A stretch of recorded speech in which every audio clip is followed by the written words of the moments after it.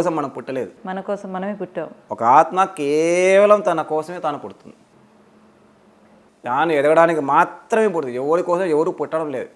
కానీ కలుస్తాం ఎందుకంటే ఈజీనెస్ కోసం. మన ఇద్దరు ఇప్పుడు మీరు నేను కలిసి చేస్తున్నాం ఒక కామన్ వర్క్. ఎవరు కోసం ఎవరు పుట్టలేదు ఇక్కడ. నేను నీ కోసం పుట్టాను, జన్మలు ఏమీ లేదు అలా, రామాయణాలు ఏమీ లేవు అలాంటివి. ఎవరి కోసం ఎవరు పుట్టలేదు, ఎవరు పుట్టినా వాళ్ళ కోసమే పుట్టారు, వాళ్ళ ఆత్మ పరిణితి కోసమే పుట్టారు. కాబట్టి వ్యక్తుల కోసము వస్తువుల కోసం సమయాన్ని వృధా చేయడం అనవసరం. సార్ మరి కొన్ని సందర్భాల్లో అంటే అందరూ అనుకునే క్వశ్చనే, ఒక పర్సన్ మిగతా వాళ్ళందరి ఫ్యామిలీ కోసం మొత్తం కష్టపడుతూ ఉంటారు ఎండ్ వరకు. ఈయన బయటికి వెళ్ళి వర్క్ చేయకపోతే ఇంట్లో ఫ్యామిలీ నడవదు. అప్పుడు డెఫినెట్గా వాళ్ళు అట్లా ఫీల్ అవుతారు కదా, మరి నేను అన్న వాళ్ళు లేకపోతే వీళ్ళు ఎట్లా, సో నేను వీళ్ళ కోసమే పుట్టానేమో, నేను పుట్టింది ఎందుకేనేమో, మేబీ బాధ్యత అది. తగినంత కొండంత చేసుకోవద్దు. వాళ్ళంతా ఖాళీగా ఉంటే వీడు వెళ్ళి పని చేయాల్సిన రూల్ ఏం లేదు. వాళ్ళు చేయగలిగింది వాళ్ళు చేస్తూ, వీడు చేయగలిగింది వీడు చేయాలి.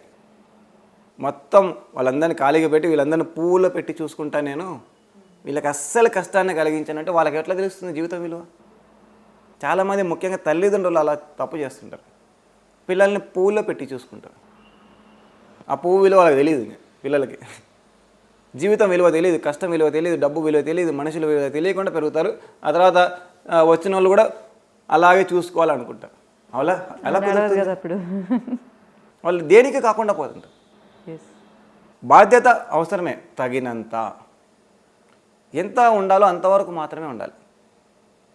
ఎవరిని కూడా జీవితకాలం తలపై పెట్టుకొని చూసుకోవాల్సిన అవసరం లేదు. ఉదాహరణకు మీరు అన్నట్టు పిల్లలే అనుకోండి, మ్యాక్సిమం 20 years ఆర్ 21 years. ఇండియాలో 21 years అంటే మేజర్ అబ్బాయిలు, 18 years అమ్మాయిలు.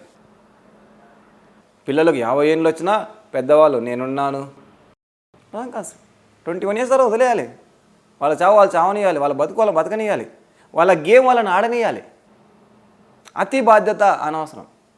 అతి సర్వత్రా వాడు చేతి, అది ఏ విషయాలైనా సరే. నేను లేకపోతే వాళ్ళు బతకలేరు. ఎందుకు బతకలేరు? చాలామంది పాపం తల్లిదండ్రులు సడన్గా చనిపోతుంటారు. వాళ్ళు ఎలా బతుకుతున్నారు? వాళ్ళకంటే 1,000,000 రెట్లు మేలు కదా, మనం ఎంతో కొంత ఇస్తున్నాం కదా. సో అందుకే భౌతిక బాధ్యతలు ఎంత అవసరమో అంతవరకు తీసుకొని మిగిలిన సమయాన్ని 2 గంటలు ధ్యానం చేస్తే భౌతిక బాధ్యతలు ఇంకా అద్భుతంగా చేస్తాం కదా. అదే బాధ్యతలు ఇంకా బాగా చేస్తాం కదా. అట్లా కాదు, మనం ఏం చేస్తాం, రివర్స్ చేస్తాం. బాధ్యతలు ఎక్కువన్నా కూడా ధ్యానం చేయను, ఆ తర్వాత అలసిపోయి ఆ తర్వాత బాధ్యత చేయలేకుండా తిని పడుకునే పరిస్థితి వచ్చేస్తాం, బెడ్ రిడన్ అయిపోతాం. First spirituality, next general life. మెడిటేషన్కు టైం కేటాయించకుండా, స్పిరిచువల్ లెర్నింగ్, స్పిరిచువల్ అప్లిఫ్ట్మెంట్కు టైం కేటాయించకుండా మిగతావి ఎంత గొప్పగా చేసినా దాంట్లో క్వాలిటీ డౌన్ అయిపోతుంది, క్వాలిటీ మిస్ అయిపోతుంది. చాలా ఎక్కువ చేయొచ్చు కానీ క్వాలిటీ ఉండదు. క్వాలిటీ ఆఫ్ లైఫ్ మిస్ అయిపోతుంది. ఫ్రస్ట్రేషను, డిస్టర్బెన్సు, లేకుంటే నేను చాలా మోస్తున్నానే భారంగా ఫీల్ కావడం, కోపము, ద్వేషము, నేను ఒక్కనే మొత్తం మోసేస్తున్నాను వీళ్ళందరినీ, ఎంత మోస్తున్నాను ఎన్ని సంవత్సరాల నుంచో, ఇంత చేసినా నాకు విలువ లేదు, ఇలాంటి క్వాలిటీ లెస్ లైఫ్ అయిపోతుంది.